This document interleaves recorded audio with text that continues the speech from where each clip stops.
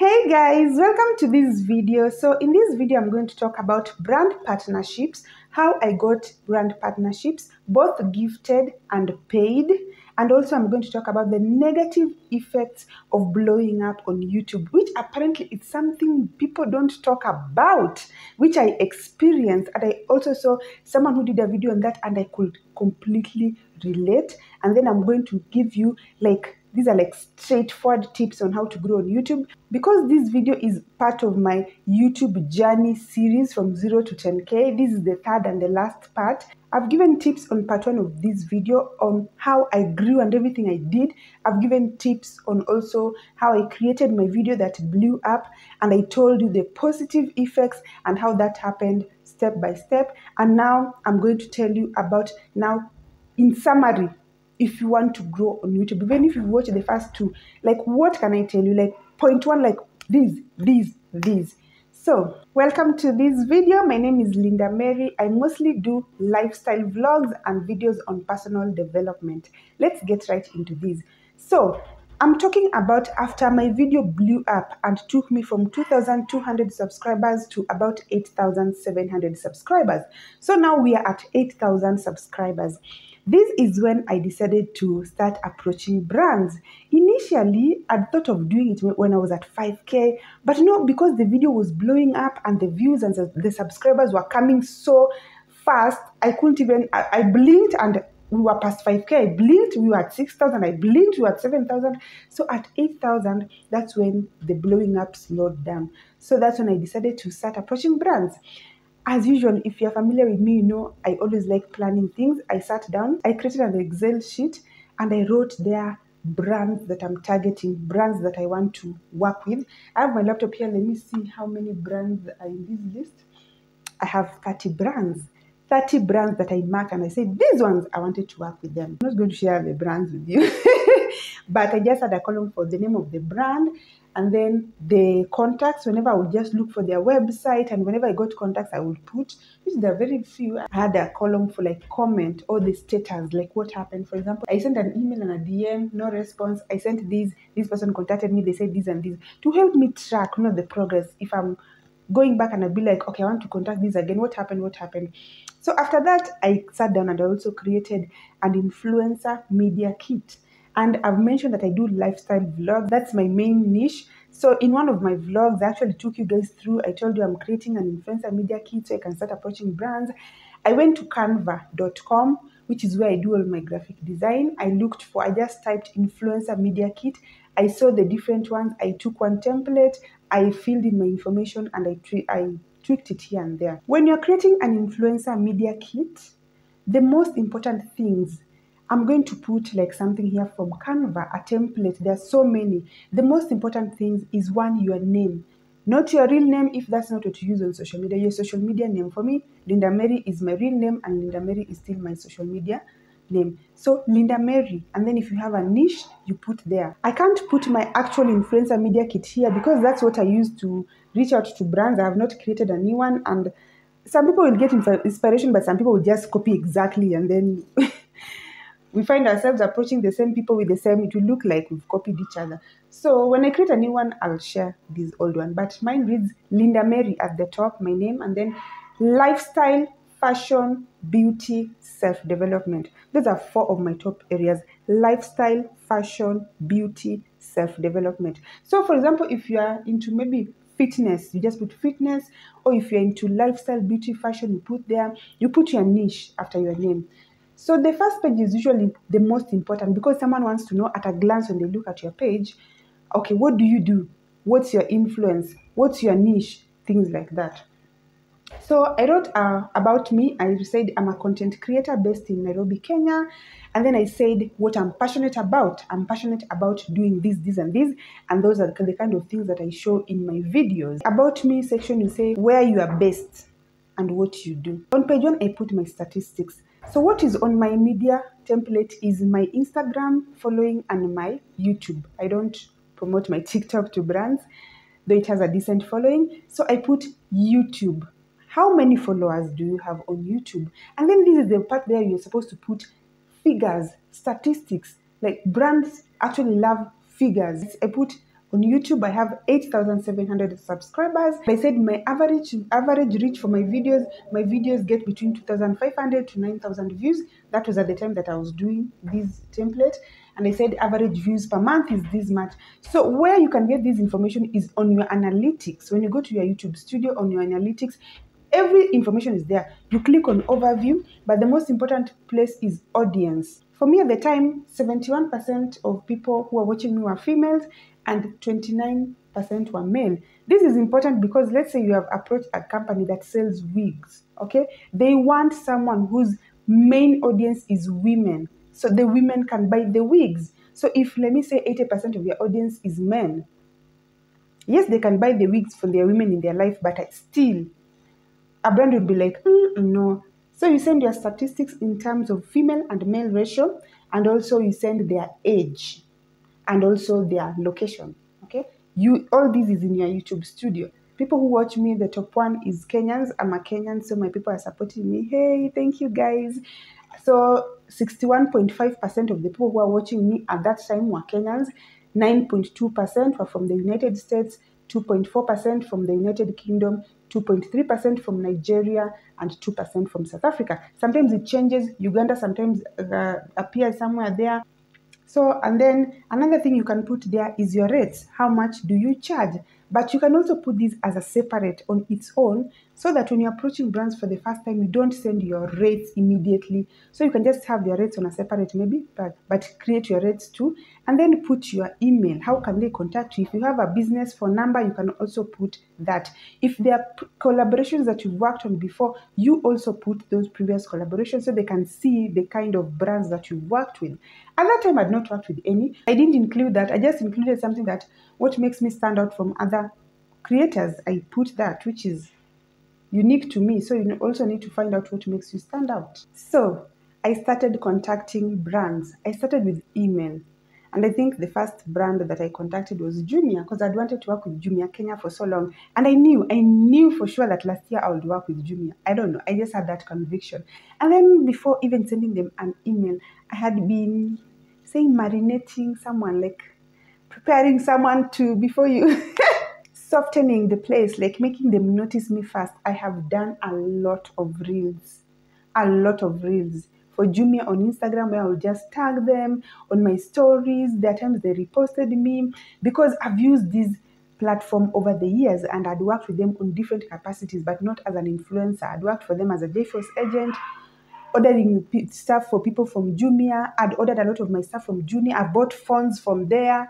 A lot. My TV was from Jumia. So you see, it's a platform that genuinely I liked, and that's why I wanted to work with them. Eventually, I sent them an email and I was like, hi, I hope you're doing well. My name is Linda Mary. I'm a content creator based in Kenya. And then I said why I love Jumia and how I've interacted with Jumia over the years. I said I love Jumia because of this and that, my own reasons.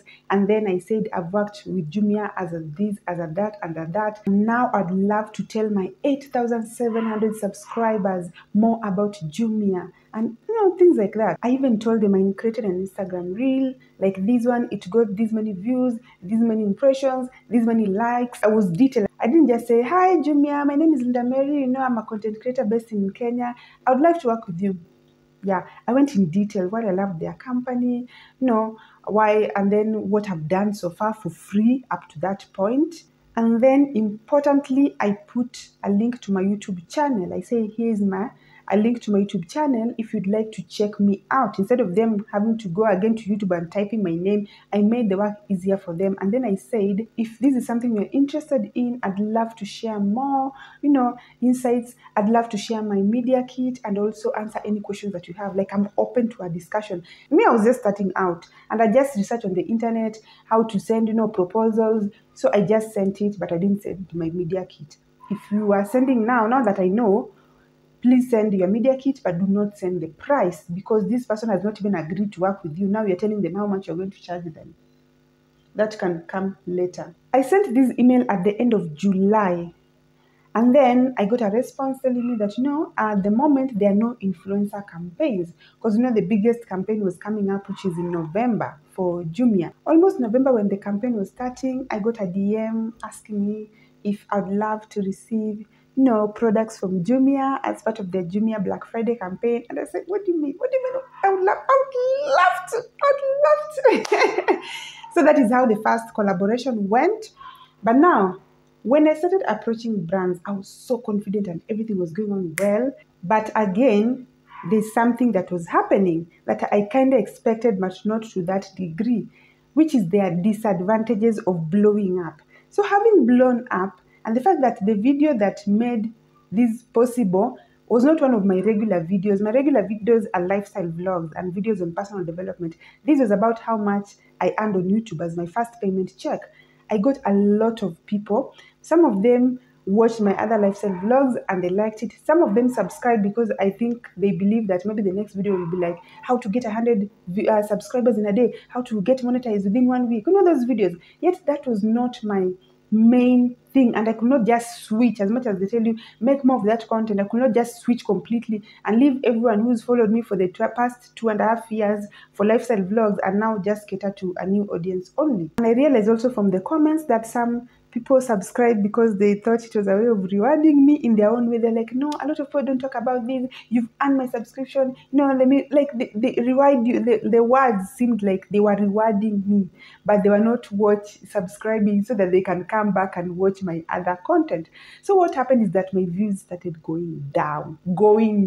I'm telling you, I will post a video because I've said, if you're a YouTuber, whenever you post a video, YouTube rates it compared to your 9 other videos. So it tells you this video is maybe 1 out of 10, like it's number 1 out of the top 10, the past 10 videos. It is number 1 in terms of views, engagement. The videos were fighting for number 8, 9, and 10. I post this one, it's number 9. I post the next video, number 8. I post the next video, number 10. I was just like, what is going on? It reached a point I was struggling to get 1,000 views on a video. Yet I was close to 9,000 subscribers. You can see that difference. Because ideally, 1,000 views is a lot of views. That's a lot of people watching you. And I'm grateful for that. And there's a time I really, really wished for 1,000 views. But it was like 1,000 views, 9,000 subscribers. The gap is too big. And sometimes it will even take like the whole week for me to get like 1,000 and something, 1,500. Initially, I'll be getting 1,000 views easily. The first day before I go to sleep, we have already surpassed 1,000. When I was at 2,000 subscribers, most of my views were getting 2,000 to 2,500 views, which was almost the same amount or higher than my subscriber count. There are some that were getting 3,000. I had some that had 4,000, 5,000. But at this point, I was struggling to get to 2,000. Some will do well, 1,500, 1,800. Some will be below 1,000 or take a whole week to get to 1,000. I'm telling you, that thing stressed me up. I went back to that period when I was growing before I got monetized, where I would constantly refresh my YouTube studio and check the views are the same, the views are not there. I kept wondering what's going on. My quality has not gone down. I'm still doing quality videos. I'm still uploading vlogs which people love. Why aren't people watching? The thing started messing with my mental. And then at that point, I just put a pause on even applying for collaborations, because I was like, no, if I apply and then the brands check my YouTube channel, they realize I'm not getting as many views compared to my subscriber count. Hey, that's an effect of blowing up that people don't talk about. Because before, I was getting steady views. I knew for sure that my views were this year. But after that, some 1-2 videos, they may not blow up. 1-2 videos may get 3,000 or 4,000 views. The next video I post 1,000. The next video 1,500. I didn't know for sure. Like I didn't have that certainty. Where do my views lie? If you're praying to blow up, please pray that it's your channel that blows up and not just one video that is very different from all the videos that you've ever watched, because you're going to collect a lot of dead subscribers. They are there, but they won't watch. From 8,700, I was not moving. I would come back. A week, I'm still at 8,700. 2 weeks, I'm still at 8,700. 3 weeks, I'm telling you, I was not moving. For me to get even 100 new subscribers, it was a struggle. But I kept going, I kept creating content. Once in a while, I would sit down and be like, okay, this video, I want it to be like extra special. How can I make the beginning to be very eye-catching? I cut out all the fluff, I don't, and then maybe that video will get like 2,500 views or 3,000. But I could not do that for every video because my videos are lifestyle vlogs. They're just supposed to flow. I don't want to curate. Like, let me see how this video... The video is supposed to flow. It's my life, so I'm just supposed to just vlog it as it is. I battled with this for some time. Then I decided, let me just go back to creating, to approaching brands. So I'll go to the websites, look for emails, send the emails. A lot of them I ignored. A lot of them, they will not even tell me that there are no influencer jobs at this point or something. And then now what happened is that when the Jumia campaign started, it kept me so engaged, because it was happening for a whole month. It was happening on YouTube, but mostly on Instagram, because it was like a day-to-day update. YouTube will upload twice a week, but Instagram, I would update every day on my stories. I would do reels, whatever. So my Instagram started growing. So I started focusing more on approaching brands to work with me on Instagram and not YouTube, which is so funny because YouTube is where I had a lot of followers. So this video is about my YouTube journey, so I don't want to mix so much about Instagram. But after that campaign, I learned a lot from the Jumia campaign. And given that this was a big company, it is a big company, it was, and given the fact that the campaign went on for a month, so it felt like creating content for like 10 to 15 brands, because it was not just like one video, one reel, and we are done. It was like, so it kept me thinking. I think it unlocked my creativity. I'll scroll through people's Instagram, and I'm like, wow, I like that. I would sit down and think, oh, what if I create content like this? What if I do that? That started. So I started doing that a lot often. My reels started getting views. I started growing on Instagram. I started getting brand partnerships on Instagram now, not on YouTube. So that's another story. If one day I talk about my content creation, whatever growth as a whole on Instagram, I'll tackle that. The next brand partnership that I got after that was actually paid. It was not much, but it was like a good appreciation gift. But the fact that I was paid, I was like, paid to do this thing that I've been doing for free for the past 3 years. That was so nice. And then I got another one. So it got to a point where now people started approaching me. Small businesses, people that I didn't even know were watching me, they will DM me. They will be like, oh, send me a message on my WhatsApp business number. They'll be like, yeah, want you to do this for us. And I was like, what? And the fact that my Instagram was actually smaller than my YouTube, I didn't actually believe what was happening, but I took advantage of that, and I did a lot of collaborations on Instagram. Until now, recently again, I got a collaboration on YouTube. So right now, I've done both paid and free. I've done both YouTube and Instagram. What I've realized from this journey is that you don't actually need to get to 10,000 subscribers to start working with brands. You can start working with brands the minute you realize that you have impact.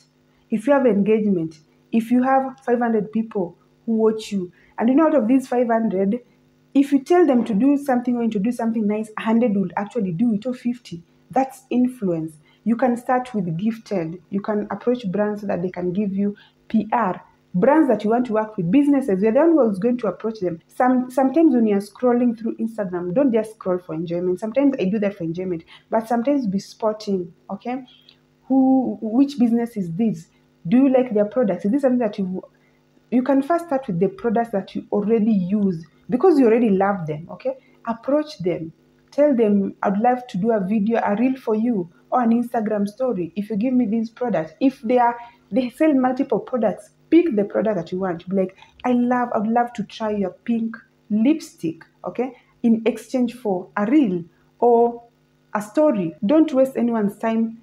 Be very specific. This is what I want, and this is what I'd love to get. This is what I'm giving you in return. So what that does is that it helps you understand also how to work with businesses or brands, because they tell you, okay, you want to do this and this, and then you get that creativity. You unlock your creativity.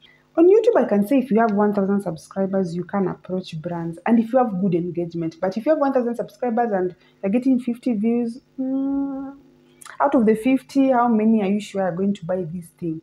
Because at the end of the day, this business also wants to benefit, okay, from your audience. They also want to value. They just don't want to give you their product and then they go at a loss, or their money if they are paying you. They also want some kind of value. So once you're in a place where you know you can give value based on, your engagement, you can see even the comments. Whenever you comment something, people are like, I tried it, I'm going to, you can gauge. Then you can comfortably approach brands and then start with the PR. And then the more you grow, the more you start asking to be paid, even if it is like 5,000. And then the more you also grow, the more you increase your rates. Another thing is when you're approaching brands, please know the right person to talk to, because I believe one of the reasons why even some of my emails were not answered was because I was not talking to the right person. Let me say someone is in charge of customer care support. Now you've done this whole presentation, oh, I can do this for your brand, I can do this for the brand. They are not the ones who are dealing with that. For them, they just pick calls and answer queries and whatever. You can introduce yourself, say, I love your brand and I'd love to work with you. Can you please guide me to who I can talk to regarding this? Or can you share the email of the appropriate person so that you can take it up with that person, so you don't waste time, because you're going to waste time with people who don't even make the decisions. They'll just take you here and there and they'll be like, oh, I'll get back to you, whatever. They will never even get back because that's not their role. So currently I've worked with around 6 brands. I'm still learning this field, and the more I learn, the more I'll share with you. The last thing that I want to talk about is generally how you can grow your YouTube channel. Okay, you've listened to everything I've said from part 1, part 2, up to here. Now you're like, what next? What can I do, Linda? This is what I'm going to tell you. Unpopular opinion, but the surest, it might be a slow way, but the surest way of growing is by providing quality content to your viewers. Quality. What do I mean by quality? Quality is divided into 2. Quality of content, quality of production. Let me say the information that I've given here is something that you can even listen to when you're washing dishes. You don't need to see me. Whether I'm blurry or not, you can still consume the information because the information is important and you can hear me. Okay, so the information may help you, even though my video quality may not be the best, but the information, the content itself is helpful, is valuable. That is quality. Content can be valuable by it's educative, it is teaching someone something, it is entertaining, you are helping someone release stress and just focus their mind on something else. It is inspiring. Someone looks at you and they're like, wow, I'd love to get there. I want to also pursue my dreams. I also want to keep my home as neat as this person. I also want to cook myself as meals that are as beautiful. Any of those things. Does your content do any of these things? It doesn't have to do everything because, for example, a lifestyle vlog is different from a video on self-development. So is the content that you're providing actually good? I said content is divided into 2. We've tackled quality content, the content itself. Now we are going to go on the quality of the production. What you're looking at is quality of production. I've made sure that the phone is clear. I have a good phone. I've wiped it off. I have a ring light. I've created a nice background over there. I have my mic. You can hear me clearly. So how you produce your video also matters. And sometimes some people lean more towards one, because you can find someone that has a very nice, aesthetically pleasing, everything is nice, but when you start watching, you can't watch for long because the quality of production is good, the quality of the content itself is not good. So if you want to grow, the best thing is to merge the two. The best thing is to merge the two. But if you cannot choose, you better go with good quality of content. Quality content is better than quality production. But if you can, merge the two. YouTube does not exist for you as a YouTuber. That took me long to understand, because I was like, why isn't YouTube pushing my videos? Why isn't YouTube doesn't want me to grow? YouTube does not exist for us YouTubers. YouTube exists for the viewer. They want to keep the viewer on the platform. Anything that keeps the viewer on the platform, that's what they support. That's why your quality content will keep the viewer on YouTube. The longer someone is on YouTube, the more videos they watch, the more ads they come across, the more money YouTube makes. So YouTube thinks about the viewer, not you. So if you are helping the viewer to stay longer on YouTube, YouTube will reward you by pushing your videos to more people. So as you're creating, don't get obsessed with the algorithm this, the algorithm that, because a lot of us, and I'm about to get into tough love right now. I'm going to just be direct and tell you things that maybe other YouTubers sugarcoat, because if you need to grow, you need to know the truth. A lot of us focus on promoting our content more than actually producing the content. You come, you just shoot the content, whatever it is. You have a nicer background, but you said, you know what, I'm going to shoot here where the paint has peeled, the background is dirty, there's things all over, everything is scattered, shoes, whatever, I don't care. I have a ring light, but I'm not going to turn it on. I'm just going to sit here and film whatever it is that I'm filming here. And then after filming, you want to over promote it. Guys, watch my videos everywhere. You're inboxing people your links. You are on IG. You are on YouTube community. You are on WhatsApp. You're everywhere promoting content that is not quality. It doesn't work like that. And then you wonder, why don't people watch? If you make good content, I'm telling you, YouTube will help to promote your videos for you, even if you don't do it for yourself.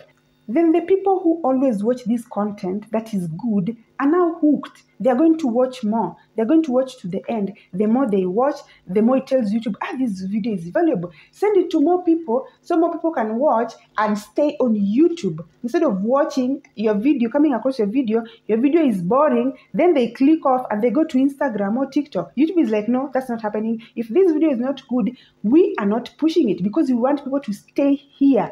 And this video, since it's not good, it's going to drive people away. So people normally ask me things like, how do you grow? Because they want me to give them this magic short thing like, I don't know, when you post here, say abracadabra and it will explode. No. Focus on creating good content more than actually even promoting it. Because now you are people that know you produce good content, they will always come back. Think about those YouTubers that you admire, those big YouTubers that you look at their content and you're like, wow, one day I'll be here. They don't normally come to your DMs to tell you that, oh, please watch my videos. You see their videos and you run because you know their quality is good. You've recorded the videos, they're upside down. You don't take time to go online and research how to rotate a video, maybe in this app. For example, if you're using InShot, how to rotate a video on InShot. You don't take the time. You are just like, you will deal with it. The people who are going to watch it are going to watch like that. So your videos are upside down. So we are watching and we are watching like this. We have to tilt our heads like this. Like you don't care. I see videos sometimes, I'm like, what's going on? You want to fold clothes for 8 minutes. 8 minutes. You're just like this, looking at you folding clothes. Folding clothes. You want to wash dishes for 12 minutes. You want to show us from the first glass that you're washing to the last spoon and cooking pot. Mark you, this is not a cleaning video. This is just a random vlog. Some of you sit in the car. You want to sit in the car like this. And then because you're going somewhere, like, let me just pass time and vlog. At least I'll have something. You want to talk to us for 11 minutes about nothing. If someone were to ask a viewer, what was that conversation about? You don't know. Guys, you know what? I dreamt that, I was a rabbit. And I woke up. I didn't even know what to wear. Oh my God, look at that. What is that person doing over there? Aren't I cute? There's nothing you're talking about. You're just passing time. You're wasting time. What people will do, they will skip that part. Or they will leave the video altogether. Some of you, I have to watch you when I've put on earphones and there's total silence because you don't want to talk. You want to whisper, hey guys, welcome to my vlog. And it has nothing to do with being soft-spoken. There are so many people that I follow that are soft-spoken and I hear them very well. I can put them here on the TV and I hear them when I'm washing the dishes. But for some of you, you don't want to talk. What the hell? You are bored. You look like you're already bored before you started filming those videos. If you follow me on Instagram, on the day that I've filmed this video, you know what's going on with me and you know that I'm not okay. But have you seen that from this video? Have I come and be like, hi guys? No. Show up. Some of you, your audios are horrible. I can't hear you. Your viewers can't hear you. Some of you, your audio is here. Your music is here. When someone is watching you, they have to have a remote like this so that when you're talking, they increase. because they're whispering. And then when the music comes, it's like a music sound system. Then you reduce, then you increase. What is that, surely? When I'm doing a video, I want to give my viewers a good watching experience. Let someone sit down, relax, and watch my videos. After Vlogmas, I took a break from uploading videos, and I came back like 3-4 weeks later. I was like, during this break, as I'm enjoying Christmas season, I also want to improve my content. And if you've seen my lifestyle vlogs, you have seen an improvement. And even now that you guys tell me it's so good, I'm still looking for ways to improve it. Sit down, be honest with yourself. Are your videos good? Are your videos good? Those people that you watch and you admire, if their videos are placed against yours, even you will choose their videos and leave yours.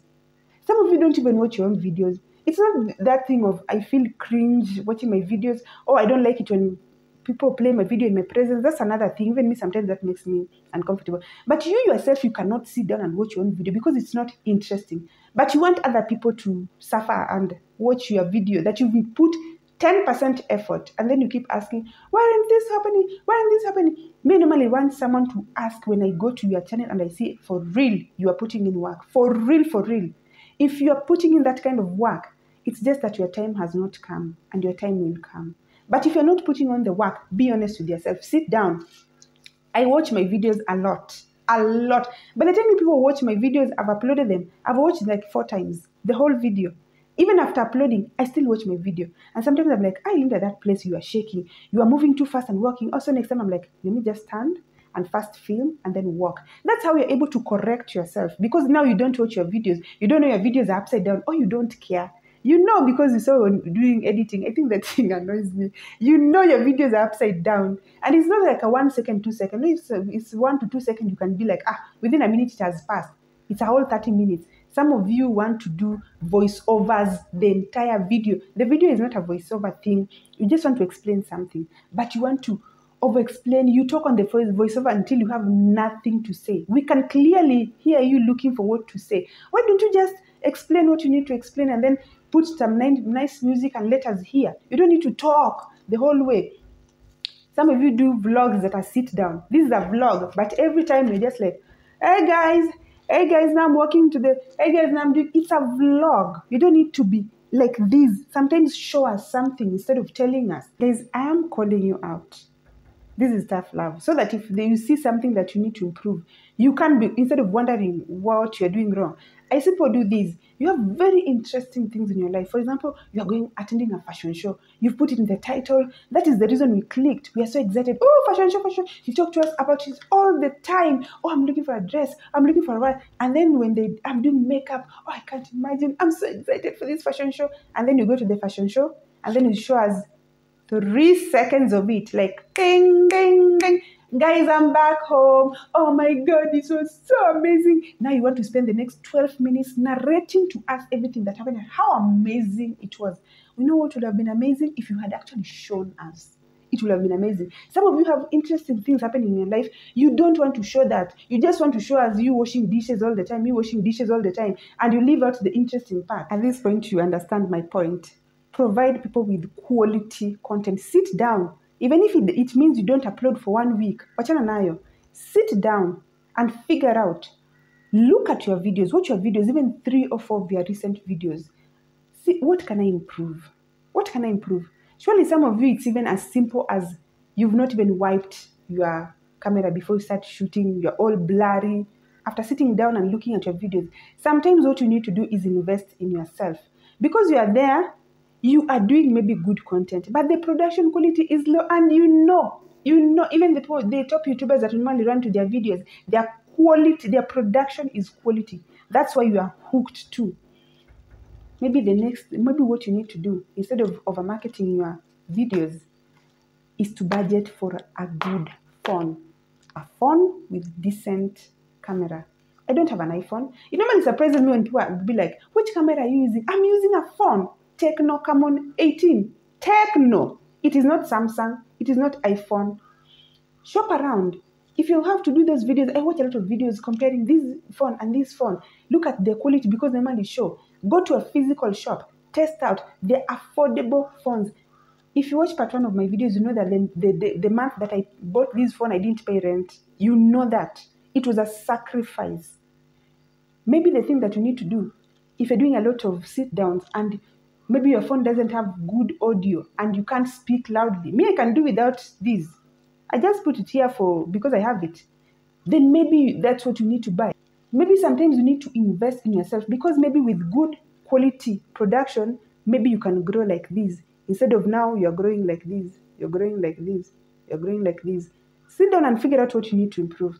Let me talk about another point which people normally get tired of, like, I think people just talk about the same thing. If they work, you want us to not talk about them so that we can talk about others. So you can be like, oh, those are new, we've never had.